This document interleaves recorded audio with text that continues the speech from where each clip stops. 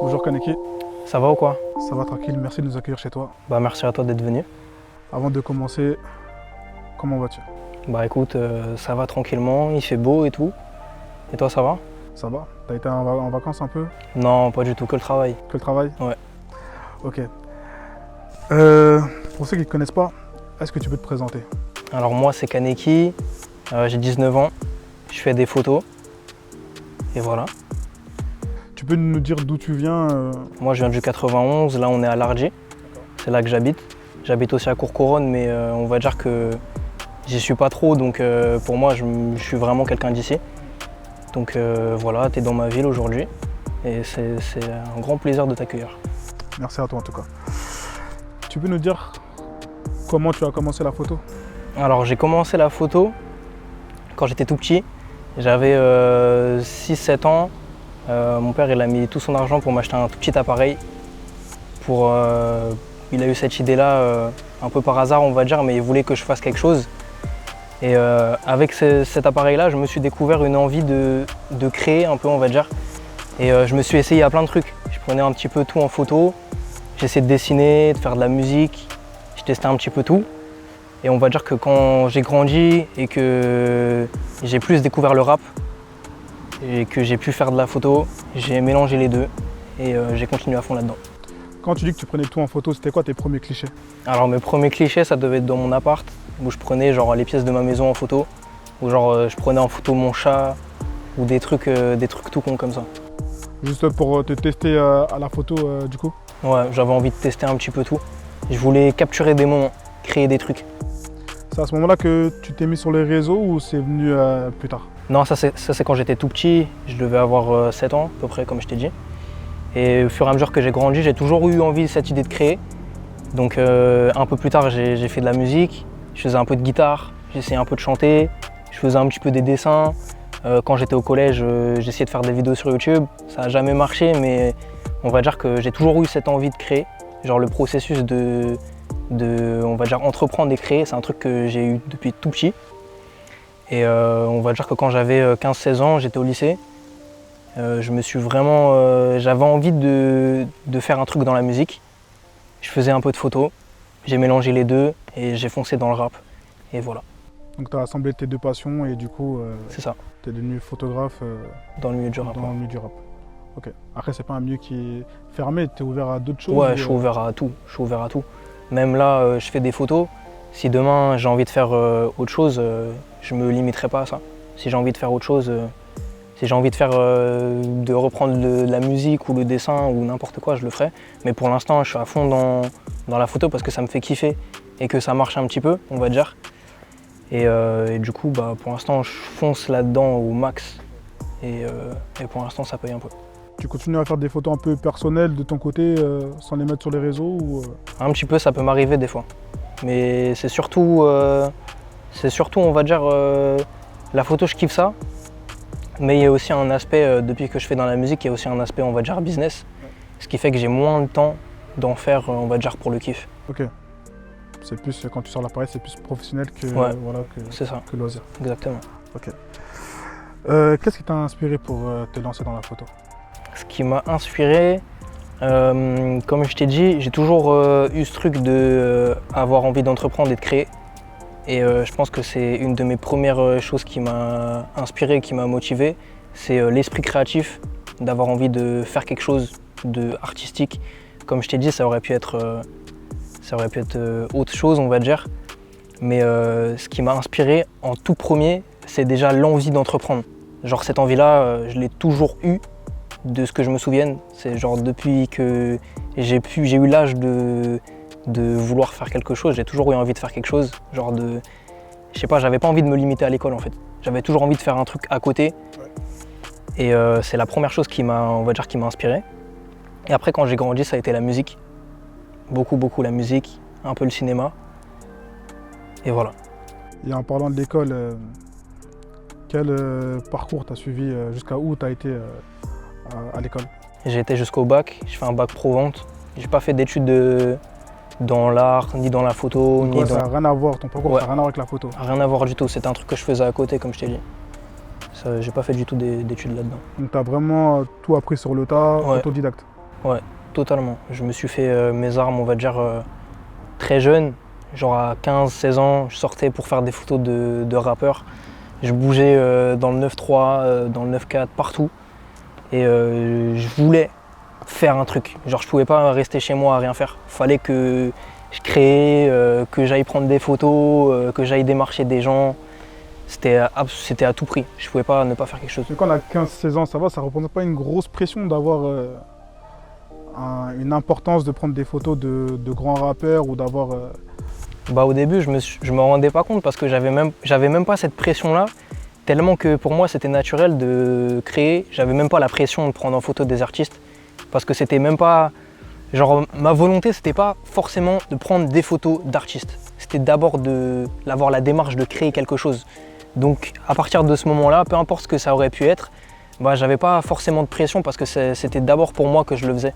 Je le faisais pas parce que c'était une personne connue ou parce que j'avais forcément envie de travailler avec des rappeurs. C'est la passion qui est passée en premier lieu avant de C'est ça. se dire c'est tel rappeur ou tel Ouais, voilà, artiste. c'est ça.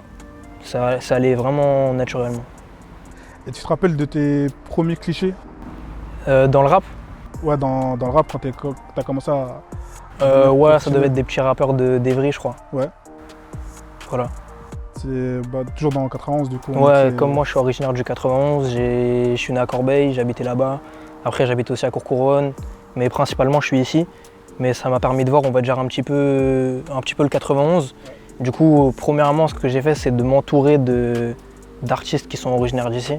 Parce que dans chaque département, mais beaucoup dans celui-là, et dans le 9-3 aussi, il y a une force commune, on va dire, dans la musique. Ce qui fait que les gens, ils vont privilégier les gens qui travaillent dans leur département. Donc forcément, je me suis directement entouré des rappeurs ou des artistes que j'ai pu ici et qui m'ont amené vers d'autres contacts. Et petit à petit, ça a continué comme ça. Donc il y avait un esprit de solidarité du 91 qui De passait, fou. voilà, Dans ce département-là, il y a une solidarité qui est énorme dans la musique. Tu vois, même là, depuis, je crois, c'est quoi, depuis 2015-2016, il y a eu PNL, Niska, Nino, récemment Weshden, et j'en passe, mais il y a eu tellement, il y a une force, il y a un truc qui est sorti de nulle part, et tous les gens de ce département-là, ils se tirent vers le haut le plus qu'ils peuvent. Tu as dit dans un post bienvenue dans mon monde, j'ai tout lâché pour vivre à 18 ans mes rêves. Ouais. C'est quoi, quel était ton déclic pour oser tout lâcher et vivre tes rêves? Waouh. Le déclic, bah, je vais te redire, mais comme j'ai toujours eu l'envie de créer, à chaque fois que j'ai pu concrétiser ça d'une manière ou d'une autre, que j'ai pu passer un step, je l'ai fait.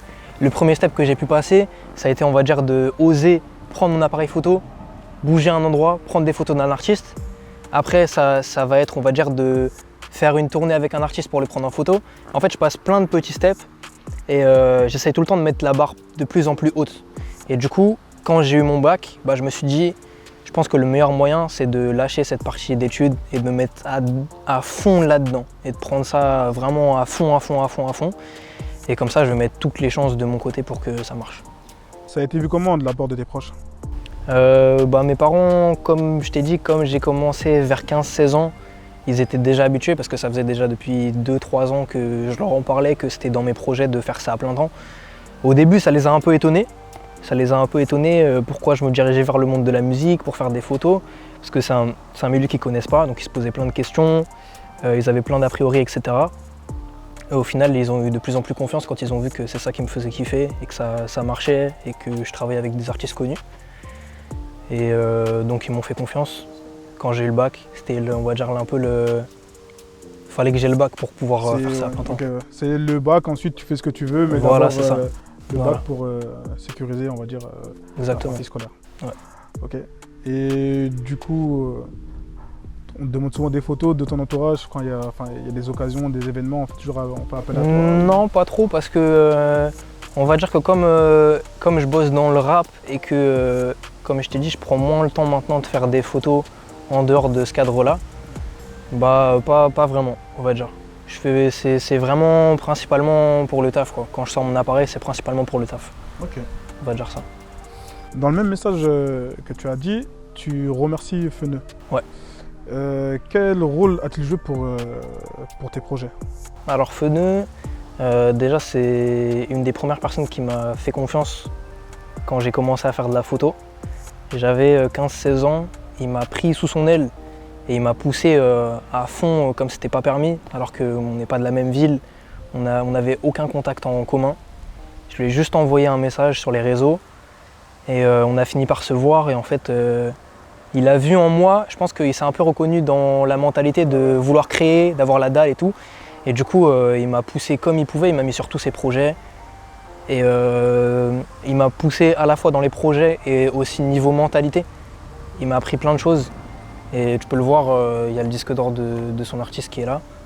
Donc ça veut dire que c'est quand même concret, on va dire. Donc je le remercie pour ça parce que je pense que s'il n'était pas là, ça ne se serait pas passé de la même manière. Donc ouais, il t'a permis d'avoir des contacts, d'avoir Ouais. de bien travailler au niveau De ouf. professionnel, de comment s'organiser. Ouais. Ok. Et on a découvert ta série Ça shoot. Comment tu as eu l'idée de la créer, cette série? Alors ça va être bizarre comme explication, mais on va dire que j'ai une approche qui est archi différente de la plupart des photographes ou même des gens qui ont un métier de l'ombre. C'est que déjà pour moi je me limite pas à faire ce que je fais. Si j'ai envie de faire un truc en plus, je le fais. Par exemple, je m'identifie bien à des carrières comme on va dire Mister V, tu vois. Il fait des vidéos sur YouTube, il fait de la musique, il est aussi humoriste, acteur, tu vois, et il joue sur plein de trucs comme ça, on va dire, qui restent quand même des domaines qui sont liés. Et genre en France, on va dire qu'il n'y a pas beaucoup de gens comme ça. Alors qu'aux États-Unis, c'est archi commun, tu vois. Post Malone, avant, il faisait des streams sur Twitch, sur les jeux vidéo, tu vois, avant de faire de la musique, et maintenant c'est une star mondiale. Ce qui fait que je me suis toujours dit, il faut que quand je vais entreprendre quelque chose, il faut que je me fasse connaître par moi-même et pas par les artistes avec qui je vais travailler. Donc je me suis dit, à un moment ou à un autre, il faut que j'entreprenne un projet qui vienne de moi-même, on va dire. Que je sois connu par ce truc-là. Là, tu m'as vu, avant que je fasse ce projet-là, j'étais connu pour prendre des photos d'artistes connus, mais si ce n'était pas des artistes connus, j'en serais pas là où j'en suis. Donc il faut bien qu'à un moment, je me dis, vas-y, je vais entreprendre mon truc à moi, et avec ça, je serai libre de faire tout ce que je veux. Et c'est aussi un défi pour moi parce que c'est un rythme de ouf, parce que c'est un artiste par semaine. Donc entre contacter les artistes, réussir à trouver les bons créneaux, faire l'épisode, retoucher les photos, le monter, l'envoyer sur les réseaux, c'est quand même un défi, on va dire. Et voilà, j'avais besoin de créer mon truc à moi. Je pense que j'avais besoin de ça. Là, tu as relevé un point important. Tu as dit ceux qui travaillent dans l'ombre. Parce que c'est vrai que dans le milieu de la musique, surtout dans le rap, Ouais. tout ce qui est beatmaker, clipmaker, producteur étaient souvent dans l'ombre.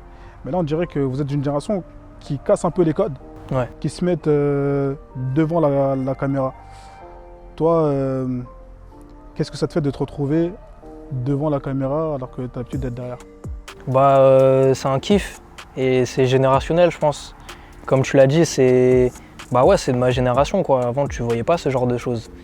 Même, je pense, il y a encore 5-10 ans, tu pouvais que très rarement voir un producteur ou un beatmaker ou un réalisateur, peut-être un peu plus, enfin pas dans la musique, mais plus dans le cinéma, ou photographe sortir de l'ombre, on va dire. Mais maintenant, avec les réseaux sociaux, il y a tellement de trucs qui font que tu peux beaucoup plus facilement être exposé, même quand tu fais un métier de l'ombre. Parce que c'est vrai qu'avant, on entendait des noms, mais on mettait jamais de tête dessus. Et que c'est plus dans le milieu, en fait, dans les coulisses que vous connaissez entre vous, mais le public ne vous connaissait pas. Et on dirait que là, ça commence à devenir, vous cassez les codes et que vous connaissez même devant le public. Ouais. Et ça, pour toi, c'est quoi? Ça rajoute une force en plus, le fait de t'exposer? Ouais, de fou. De fou, carrément, ça me refait penser à Feneu, comme on en parlait avant. Feneu, maintenant, c'est devenu, entre guillemets, c'est un grand mot, mais c'est devenu une image de marque aussi. On dirait que c'est lui qui a commencé à casser les codes justement de... Dans la production en France, récemment, ouais, c'est lui qui a mis une grosse start à l'industrie. Maintenant, quand tu penses producteur en France, c'est un des premiers noms qui vient. Il y a Booba aussi, il y a Oumar Digno, il y en a d'autres, mais ça fait partie des gros noms, on va dire. Tous ces gens-là, en fait, on dirait, étaient des artistes, alors que lui est arrivé pas en tant qu'artiste, directement en tant que producteur. Et les gens l'ont connu quand même, malgré qu'il ne soit pas derrière le micro, quoi. Ouais, j'ai rien à rajouter sur ça. Et tu te sens plus à l'aise derrière la caméra ou devant la caméra? Ah, c'est une bonne question ça. Franchement, les deux. Je pense les deux en vrai, je me sens à l'aise dans... Enfin, si j'étais pas à l'aise devant la caméra, je pense que je ferais même pas d'interview, ça m'intéresserait pas. Mais je me sens à l'aise dans les deux et comme je t'ai dit, moi si demain j'ai envie de faire un truc en plus de la photo ou quelque chose de différent, je vais pas me limiter à ça. Je vais le faire comme je me suis lancé à fond dans la photo. Et je pense que c'est une force en plus d'avoir déjà créé son personnage, que les gens t'identifient avant. Ça te permet de pouvoir plus facilement faire d'autres choses. Comme je t'avais dit, je t'ai donné l'exemple tout bête de Mister V. S'il n'avait pas fait de vidéo sur YouTube avant, il n'aurait pas été dans le cinéma après ou dans le théâtre, enfin il n'aurait pas été comédien on va dire. Et après il n'aurait pas fait de la musique. Donc je me dis, chaque truc que j'ai envie de faire, je vais le faire à 100%, je vais aller jusqu'au bout. Que ça marche ou ça marche pas, comme ça j'aurai pas de regrets. Et je pense que ça permet de se créer un personnage et de se montrer, ça permet de pouvoir aller jusqu'au bout et que les gens t'identifient plus facilement. Donc demain, c'est possible que tu te lances même dans des clips vidéo, en fait. Ouais, pourquoi pas. Pourquoi pas. Si j'ai envie de faire de la vidéo, j'en ferai demain. Si j'ai envie de faire des graffitis, je ferai des graffitis. Après, j'ai pas forcément envie de faire des graffitis, mais on va dire dans l'idée de jamais me mettre de barrière, je me suis toujours dit ça. Je me suis dit, vas-y, je vais essayer de faire ce que j'ai envie jusqu'au bout. Et comme ça, j'aurai pas de regrets. C'est une de mes plus grandes peurs, c'est d'avoir des regrets. À 50, 60 ans, me dire, j'aurais pu faire ça, mais je l'ai pas fait. C'est vraiment nos limites. Ouais, voilà. Je préfère me cracher 20 fois, mais que sur les 20 fois, la fois d'après, il y a un truc qui pète, qu'à 60 ans, je sois dans mon lit, j'ai des regrets, et que je dise à mes petits-enfants, votre grand-père, il aurait pu faire ça, mais il l'a pas fait.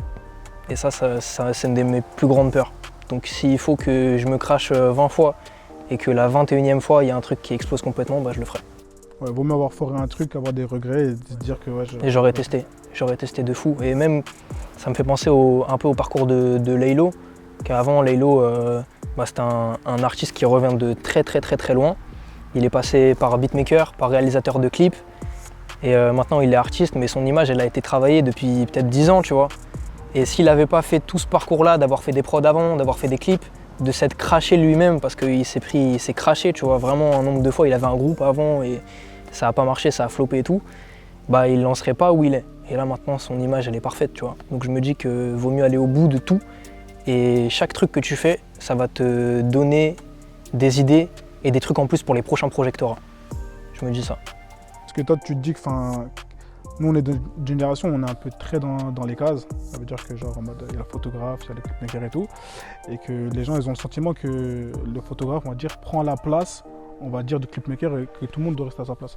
Vous êtes plutôt une génération où vous cassez tous les codes. Ouais, comme je t'ai dit, aux États-Unis, il n'y a même pas ce truc-là de code parce que il y a tellement d'artistes il y a des artistes qui sont à la fois producteurs, qui font à la fois des prods, même comme je t'ai dit, des Post Malone. Quand tu vois que le mec avant, il faisait des vidéos, il jouait à League of Legends sur Twitch et que ça devient une star mondiale, je me dis que c'est une mentalité française que de s'enfermer dans des cases. En vrai, tu vois, au début, j'ai fait exprès de ne pas dire que je suis photographe, mais que je fais des photos. Parce que, malheureusement, je suis obligé de dire que je suis photographe parce que si je ne me mets pas moi-même dans une case, en tout cas du point de vue extérieur, j'ai pas de crédibilité. Donc je suis obligé de dire que je suis photographe. Mais je me considère pas que comme photographe. Je fais des photos, si demain j'ai envie de faire autre chose, je le fais. Pour toi, ça fait partie juste de l'une de tes casquettes, mais c'est pas... Voilà, c'est ça, c'est la casquette que j'ai en ce moment. Si demain j'ai envie d'en mettre une autre, je vais le faire, mais j'ai envie déjà de prouver là-dedans. Il faut que je prouve au moins dans un domaine à fond. Et si j'ai envie de faire autre chose, je le ferai. Si j'ai pas envie, je vais me rester là-dedans, mais si j'ai envie, je le ferai. Et même pour refaire un parallèle à Feneu, il n'est pas que producteur. Tu vois, les gens ils le connaissent parce qu'il est obligé de se mettre dans une case, mais à côté, il est top liner, à côté, il a sa marque, il est entrepreneur, il fait plein de trucs, même il touche un peu à la réalisation. Il faisait même des photos avant. Donc je m'identifie plus à des parcours comme ça, tu vois, de gens qui vont pas se mettre des barrières de faut que je me mette dans une case. Même si du point de vue extérieur, si tu te mets pas dans une case, t'as pas de crédibilité, donc tu es forcément obligé de te mettre un peu dans une. Mais pour moi, c'est invisible, c'est des barrières invisibles en vrai. C'est que toi et dans ta tête. Et par rapport à tout ça, où tu te vois dans 10 ans? Dans 10 ans, je sais pas où je me vois, mais je sais que je me vois loin. Je me vois avoir fait des trucs de ouf.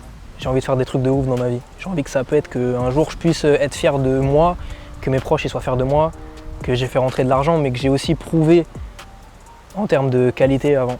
Ce que je vaux, comme je t'ai dit là c'est dans la photo, j'ai envie que ça prenne vraiment en qualité, que ça devienne fou, que je puisse travailler avec des grosses marques, que je devienne une image.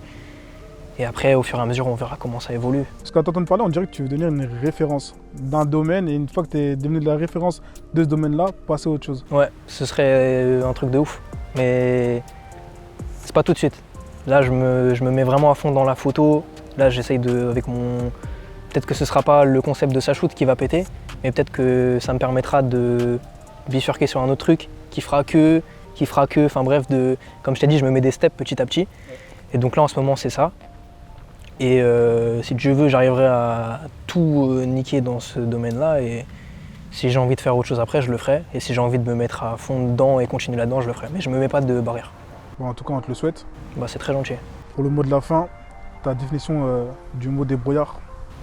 Ah, ma définition du mot débrouillard, bah, c'est une personne qui déjà va avoir l'envie d'elle-même de faire quelque chose avant tout et qui va pas attendre des autres.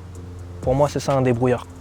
C'est une personne qui, son envie, elle vient d'elle-même de faire quelque chose. Elle va pas attendre des autres et elle sait commencer de rien. Tu vois, même Orelsan, je sais plus exactement la phrase qu'il disait, mais il dit en mode, qu'est-ce qu'il dit? Si tu as envie de faire des films, tu as juste besoin d'un truc qui filme. Dire j'ai pas de matos ou pas de contact, c'est un truc de victime. Pour moi, c'est ça la définition d'un débrouillard. En tout cas, merci à toi. Bah merci, c'était super cool. Merci de nous avoir accueillis chez toi et on souhaite le meilleur pour la suite. Bah merci à toi.